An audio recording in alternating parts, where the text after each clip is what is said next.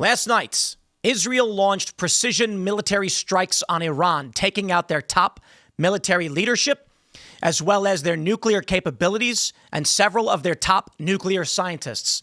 As of right now, the question remains as to whether or not the U.S. is actively getting involved, with rumors circulating that the U.S. and the U.K. have launched fighter jets to intercept Iranian strikes on Israel. I believe this to be untrue, but I don't know for sure, as it has been reported by a handful of people, though I can't find any other official sources. We just have social media sources claiming this is the case. Now, Donald Trump, Marco Rubio, the U.S., has denied any involvement in Israel's strikes on Iran. The U.S. has repeatedly said they will not be involved in Israel's strikes on Iran, but now Israel is claiming that this was a psyop. That's right. The U.S. was trying to lull Iran into a false sense of security to believe the attacks actually would not happen. And now Donald Trump is warning Iran, you make a deal, a nuclear deal, otherwise there will be nothing left. Well, I don't know for sure exactly what's going on, and I think most people don't. Times of Israel is reporting that the U.S. was trying to trick Iran into thinking attack wasn't going to happen. Maybe. It seems kind of convoluted if you ask me. Like, Israel attacks, the U.S. says, we are not involved in this, and then Israel goes, actually, they are. I mean, if we were, would Israel really out us like that, like defy our stated position? I don't think it makes a lot of sense. But it could be that Donald Trump knows his base does not want war with Iran, and that us getting dragged into this will be bad for him and the Republicans, especially in the midterms. But again, believe what you want to believe. Right now, there are people on X claiming that Israel is in control of the United States, which I think flies in the... look, you want to believe that everything is a conspiracy and every bit of evidence points in your direction? By all means, you're free to do so. But I certainly don't think that the U.S. denying involvement, refusing involvement, and then being accused of involvement is indicative of Israel controlling us. If they did, the U.S. would just come out and be like, we will strike Iran. They would use the United States as their saber to rattle. But there are concerns this will devolve into a greater conflict. Now, me personally, I think nothing happens. I don't believe there will be war with Iran unless the U.S. decides to intervene. So as of right now, I do not feel the U.S. or any of our allies faces a true and serious existential threat from Iran. There's not going to be an axis of evil. There's not going to be a Russian, China, Iran. BRICS nations aren't going to rise up in defense of Iran over this. They're going to say, hey, we don't want a war. That's your business. So I don't see this escalating. However, the greater concern about World War III is not whether or not an axis, or whatever you want to call it, would form. It's whether or not we have war all over the world. And if a regional conflict breaks out between Israel and Iran is retaliating, of course, with these drone strikes. And we have war in Ukraine. And then China moves on Taiwan. And then we have Venezuela and the U.S. and other forces. Yeah, we could be looking at a war around the world, or we could be looking at a world at war. In which case, would you describe it as a world war? Well, I mean, let's be real. World War I and II were largely Europe. Like, I get it. Japan was doing its thing and taking over East Asia, but they didn't actively interact with the European conflict. World war. So what does it mean today to have a world war? It'll be interesting. Well, let's grab the news and we'll go through everything we got. We got Politico. Trump warns Iran, make a deal before there's nothing left. President Donald Trump warns Iran to make a deal before it's too late, as Israel shuttered embassies and consulates worldwide. The Thursday night attack targeted nuclear facilities, regime officials, military leaders, and key atomic scientists. Tehran retaliated with more than 100 drones. There has already been great death and destruction, but there is still time to make this slaughter, with the next already planned attacks being even more brutal, come to an end. Trump wrote in the early hours of Friday morning, Iran must make a deal before there is nothing left. Now we have this from CNBC. Israel-Iran strikes likely just the opening salvo as region and markets brace for what comes next. Heavens me. Now we have a statement here from the IDF BG Effie Defrin And it's about a minute. Let's hear what he has to say. For years, the Iranian regime has called for the destruction of the State of Israel, planning and advancing concrete military plans to do so. Over the past few months, intelligence has shown that Iran is closer than ever to obtaining a nuclear weapon.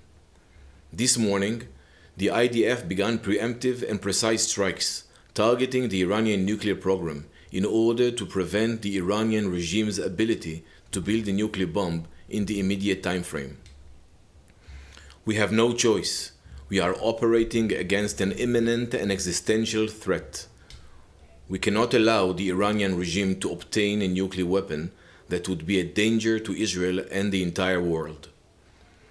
This operation is for our right to exist here, for our future and for our children's future. The State of Israel has the right and the obligation to operate in order to protect its people and will continue to do so. The IDF conducted significant preparations for this operation.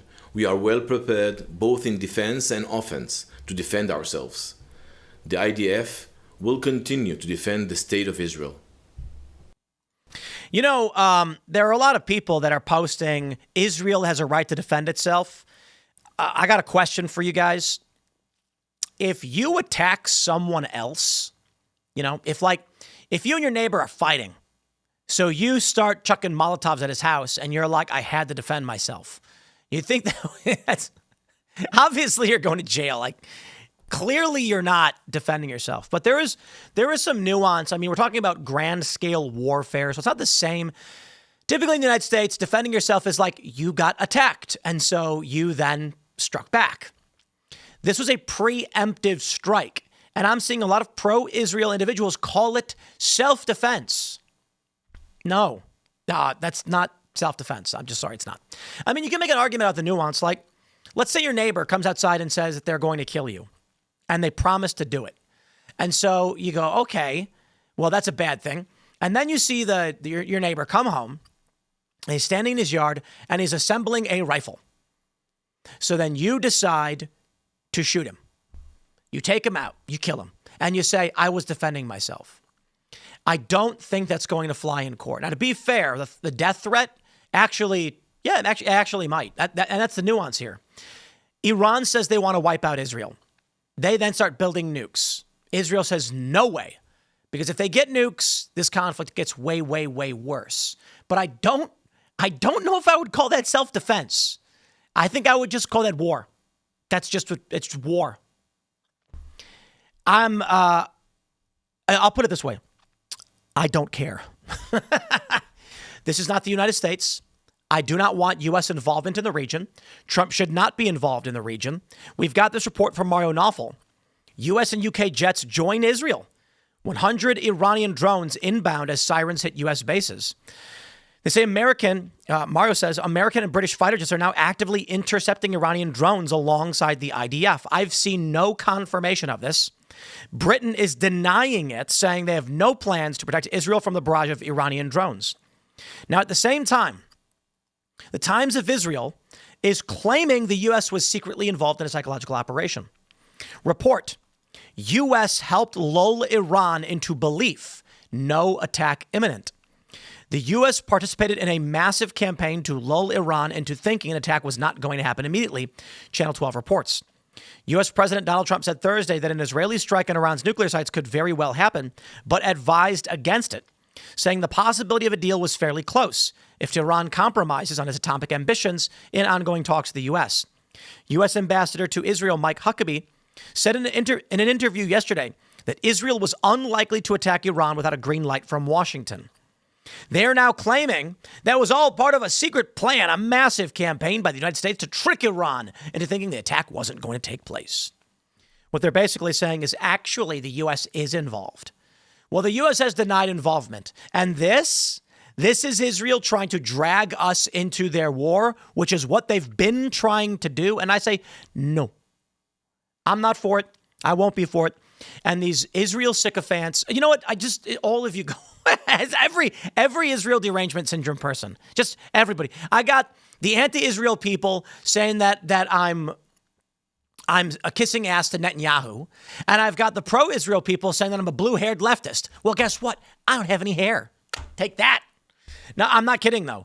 On X, I've got the pro-Israel people being like, what's going on, Tim? You don't support our allies? You're woke right. And I'm like, I don't care what Israel does. I just don't understand what it has to do with us. Oh, man, Mark Levin on Fox this morning, with all due respect, on this, we can talk about any other issue, Mark, but on this issue, dude goes on TV and says, this is America first. We have to be involved in this war in the Middle East. And they're calling me a neocon. And I'm like, yep. I take the more, I don't care about Israel. I don't think Israel controls the United States. I think Netanyahu has been desperately trying to get the U.S. to be involved in this. The reason why I and many other journalists and personalities got invited to meet with Netanyahu was so he could beg and plead and try and make his case that we should be involved in a war in Iran, for which my position has always been no, not nah. Now, who am I? Who am I? I'm some guy. You know what I mean? Some guy complaining on the internet. I don't want us to be involved in this because, you know what? Jack Posobiec hit the nail on the head with the gavel. He said, I just wish our military would take, I'm paraphrasing, would target the cartels the way Israel targets Iranian military leadership. Yeah, the narco gangs and the criminal cartels that are attacking our southern border. That's a real threat to us. Iran, they don't have the military capabilities. Sure, they can destabilize the Red Sea and the Suez and all that stuff. Fine, which is bad for global trade. But I don't care. What is it, like less than 3% of U.S. trade goes through this route? I don't care. I don't think the U.S. should be involved. And I think Trump will take a massive, massive hit to his approval rating if he does get the U.S. involved in a war with Iran. And that's why I say it's quite possible that Trump, who is one of the most pro-Israel presidents we've ever had, he's acting like we're not involved because he knows his base opposes it. Now, get this. Trump also is in favor of amnesty. I don't know if you guys saw this. He said, we can't deport the farm workers. We got to keep them. And I'm like, nope, don't care. And this is the sickness. This is the addiction. The system is dependent upon these bad things. Let's just go forever. Me? I don't know, man. I wonder why this. I wonder if this is why so many people actually liked the character Rorschach in Watchmen. Writer, who was it? Was it Alan Moore? I always mix this up. The Watchmen comic. I think it was, right? Alan Moore, yeah, he wrote it. He was saying that Rorschach was supposed to be like an incel, scuzzy, nasty guy who smelled bad, but for some reason people really liked him. It's because he was uncompromising. And I think that's kind of silly to be uncompromising. Like I always say, I'm a reformer, not a revolutionary. But that famous scene at the end of the book where he says, the people must know the truth, never compromise, not even in the face of Armageddon. And then Dr. Manton goes and blows him up.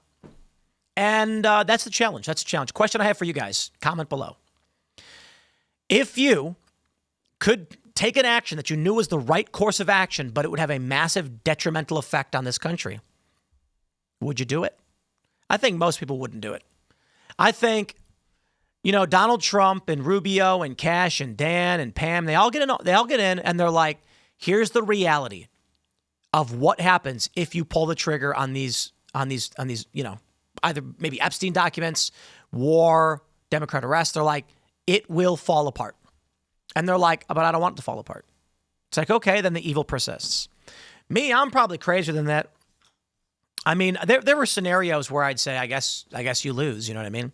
Like you get in, it turns out that aliens are holding us hostage, and they're like, you could not do it. We will vaporize you.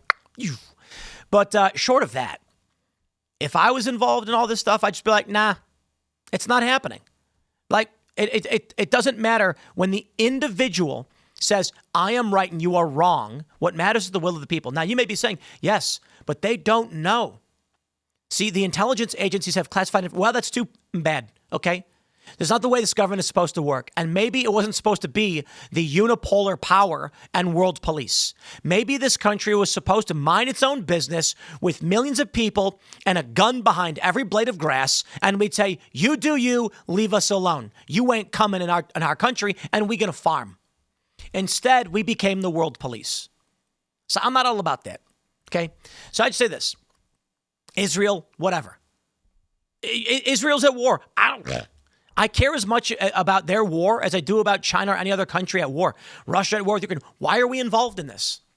And then people call me isolationists. That is the stupidest thing imaginable. The U.S. should be involved in global affairs. The U.S. should be involved in trade. The U.S. can supply weapons. The U.S. can even do military, alliances and coalitions and all that. But why are we the principal world police? See, that's a big difference. Why are we constantly intervening in all these countries? I don't care. Oh, no, Russia's going to have Ukraine, and then gas prices will be high in Europe. And it's like, yeah, you know what, man. Now, listen, my friends, I'm not so naive. I understand there is no sitting back and letting the world just happen because bad people will get power.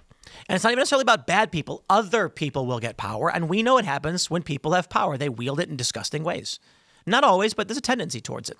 The argument is we should have the power because it's better we have it than somebody else.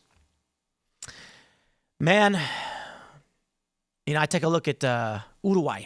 Uruguay, that's how they pronounce it. Uruguay. We say Uruguay. They say Uruguay. They ain't doing nothing. Nothing to nobody. Come on. Now, I suppose the argument will be like, it's so peaceful there and they can do whatever they want because of the United States. Spare me. I do not see China or any other world power invading these nations, but I do understand why a global Chinese unipolar world is a bad thing. So this is the sickness, the addiction. Nobody wants to give up. Nobody wants to stop. They want what they want, and they'll fight to the bitter end to get it. Well, here we go. It's hard to know what the right thing is. Everybody thinks they have the answers. Be it we want to minimize death, we want maximization of progress, we want stronger economies. Everybody has a different end goal. There are evil people out there seeking to do evil things. And I can just say this. If you want U.S. involvement in Iran, then you need to be honest with the American people about why. But the reality is I think the American people would largely reject it. They'd say, that's not a good enough reason. It's not. To risk escalating war? Nah. And shout out to the scumbags over at Channel 12 and in Israel who are trying to trick the world into going to war. Iran to going to war with the U.S. The U.S. go to war with Iran. It's like your bitchy ex-girlfriend at the bar, and she's like, you don't say nothing to me. My boyfriend could kick your ass. And the guy's like, oh, yeah, where's your boyfriend? And you're like, dude, stop. I don't want to get into a fight. That's basically what's happening. I'm not interested. I don't know about the rest of you. If Israel wants to do what it wants to do, it's like any other nation that's going to bomb whoever they want. Leave me out of it. Whatever, man. They're going to call me pro-Israel. They're going to call me anti-Israel. They're going to call me isolationist. I don't care about your cause. I really don't. Whatever, man. Smash the like button. Share the show with everyone you know. Stay tuned. We got more coming up for you today, and we will see you all in the next segment.